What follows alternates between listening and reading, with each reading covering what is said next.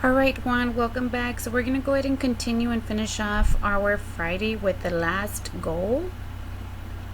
And I believe your last two goals is, let me see, go to your Iep goals packet and I want you to look for the packet that has math.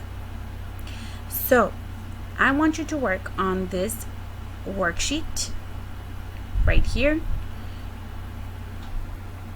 And when you are done, I want you to submit it for a grade. So just to review,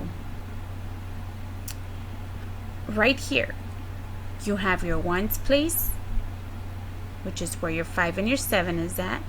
Then you have your tens place. So right there, you are going to add. So like, let's do the first one. 7 plus 5 is what? 13. So the 3 goes here. Where does the 1 go?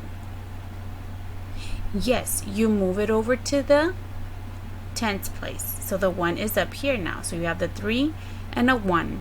So 5 plus 3 is 8. Plus 1, 9. So your answer should be 93. So you're going to do that for all of them. Once you're done, take a picture and send it to me for a grade, and I will be checking it. Let's go ahead and move on to your last goal, Juan. So your last goal is finding the difference. So now you're subtracting. So let's look at the worksheet that's right after the goal sheet. 34 minus 27. Remember, this is your ones, tens, and this is your tens place. Can you take 7 from 4? No.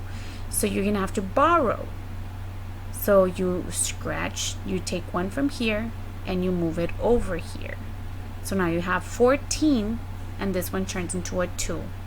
So 14 minus 7 is 7. 2 minus 2 is 0. This one turns into a 2. The 3 turns into a 2 because you are taking 1 and using it to the 4, which turns into a 14. Over here, number 2, what do you do here? Can you take 4 out of 2?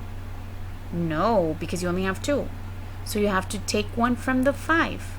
So the 5 turns into a 4.